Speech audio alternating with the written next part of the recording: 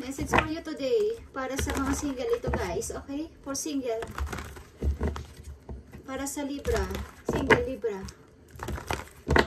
Para sa single na mga Libra guys. At wala pang kasintahan. O wala pang asawa. Okay? Para sa mga single ito guys. Na mga Libra. Para ito sa inyo. Message sa iyo today. I need message today para sa mga Libra. Sa mga single. Ibigay mo ang tamang message para sa mga single na Libra. Okay. Message for you today. Libra.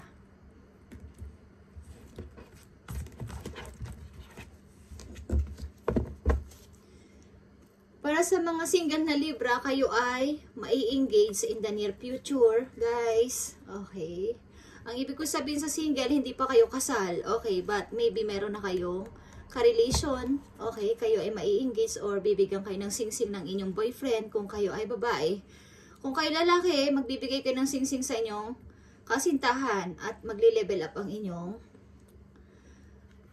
relation. Okay, para sa mga single Libra, heart-to-heart conversation. Okay. Maybe kayo ay may kasintahan na. Ilan sa mga nandito sa reading. At meron kayong mga pakonti-konting hindi pagkakaintindihan at kailangan nyo mag-usap heart-to-heart. Okay. Maging honest kayo sa inyong sasabihin. Okay. Sa inyong partner. Kailangan nyo mag-usap. Libra single. Message sa'yo today. Ibig sabihin, hindi pa kayo kasal, okay? Or may kasintahan na kayo. Maring kayo ay engaged na o may engaged na. Libra, Libra, kayo ay may kasintahan na. Tingnan natin ang message for you today. Tingnan natin ang yung situation. Kayo ay nasa relation na maybe, nandito sa message, nandito sa reading. At may mga konti-konti kayong hindi pagkakaintindihan o pagkakaunawaan. Okay, I need message for Libra. Page of Sword. Maaaring ang tao na to is palagi nakatingin sa inyo o naka-stalk o nagbabantay sa inyo, Libra. Siloso ba to o silosa? Okay, lagi nakatingin sa inyo. Inaalam ang inyong pinupuntahan, ang inyong cellphone, tinitingnan. Ang mga nakakausap nyo, inaalam. Nag-i-stalk sa inyo sa social media, okay? Libra, single. Ten of Sword, okay. Mukhang nahihirapan kayo dito sa relation na to, Libra. Okay. Mukhang kayo ay nasa relation na mahirap ang inyong kasintahan. Parang mahirap pakisamahan. Lagi kayong nag-aaway, nagtatampuhan. At lagi nag-uusap, lagi parang may nagpapaamo. Kailangan laging aamuin, kakausapin, mag-i-explain. Okay, Libra. Libra single. Ten of Pentacles is here. But, meron kayong plano in the near future. Maaring bumuo ng pamilya. Okay, meron kayong plano. Maaring bumuo ng family. Okay.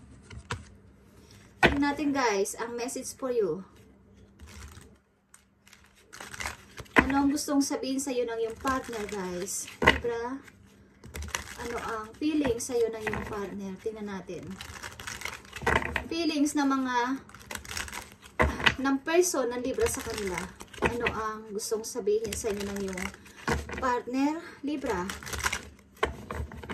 Madalas kayo mag-away maybe at tampuhan. But kayo ay engaged na maybe o mai-engage na.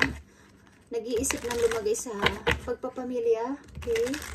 But kayo ay palitan ng messages or papalitan ng message. Okay. Ano ang feeling sa'yo ng tao na to o nararamdaman? Anong gustong sabihin sa'yo ng tao na to? Libra, ano ang gustong sabihin sa'yo ng iyong person? Ano ang gustong sabihin sa'yo ng iyong person? Libra, tingnan natin. Ipakita mo sa Libra, kay Libra ang gustong sabihin ng kanyang person sa kanya. Thank you. I am becoming a better person para sa iyo, Libra. Okay. Gusto kong maging mabuting tao para sa iyo, Libra. Okay. Gusto niyang ipakita sa iyo na siya ay mabuting tao. Okay, guys? Libra. Ang person na to is gusto niyang patunayan sa iyo na siya ay nararapat sa iyo. But may mga konti-konti kayong hindi pagkakaintindihan maybe. Maraming ang tao na to is pinipilit maging mabuti. But mayroon siyang ugali na minsan is ko alam kung tampuhin ito, siloso or palatanong or pero mahal niyo ang isa't isa. Okay, kayo ay maybe engaged na. Guys, Libra single.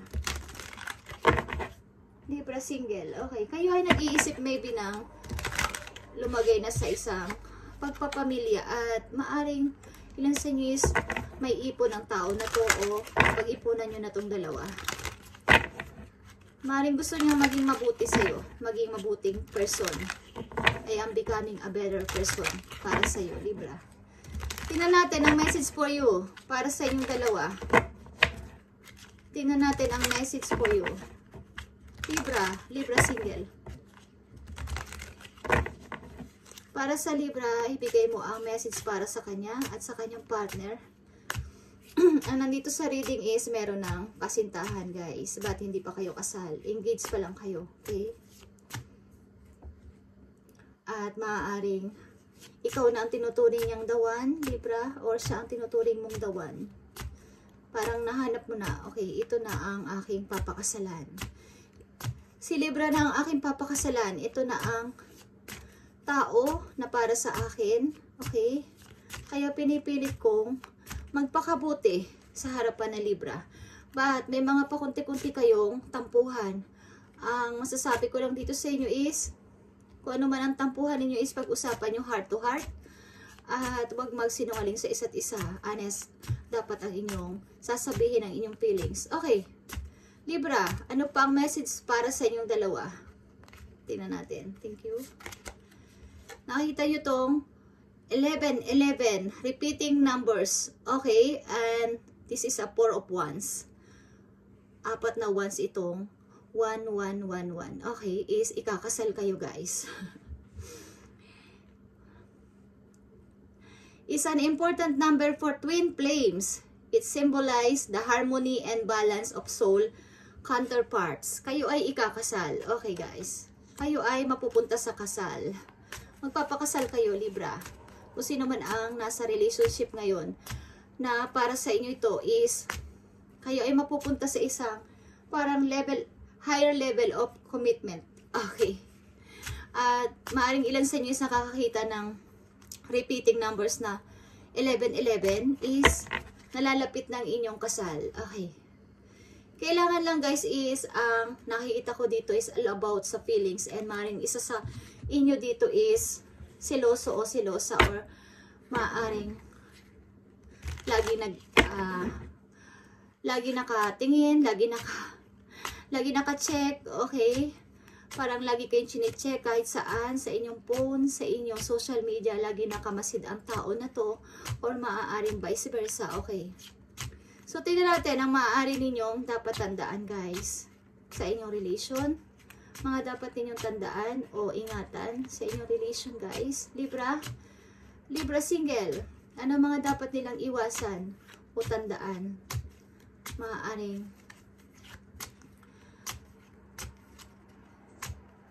hindi nila alam. Okay.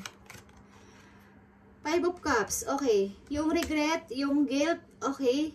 Yung pag-blame or yung pagbalik sa nakaraan, yung pag-iwas na pag-usapan ang mga ex, pag-iwas na pag-usapan ang nakaraan, okay, maaring dapat kayong tuloy-tuloy kung kayo ang magka-relation sa ngayon is dapat ipagpatuloy yan hanggang maging 10 of Cups. Dahil nandito ang 5 of Cups. Iwasan ninyo, guys, na kayo ay mag-isip pa mula doon sa nakaraan at ikwento sa inyong kapartner sa ngayon ang nakaraan ninyo na parang paulit-ulit. Okay. Maaring nagsiselos ang tao na to o siloso o silosa ang person na to. Okay. At tampuhin. Okay. Maaring sobrang pagmamahal sa inyo eh, siloso ito at silosa.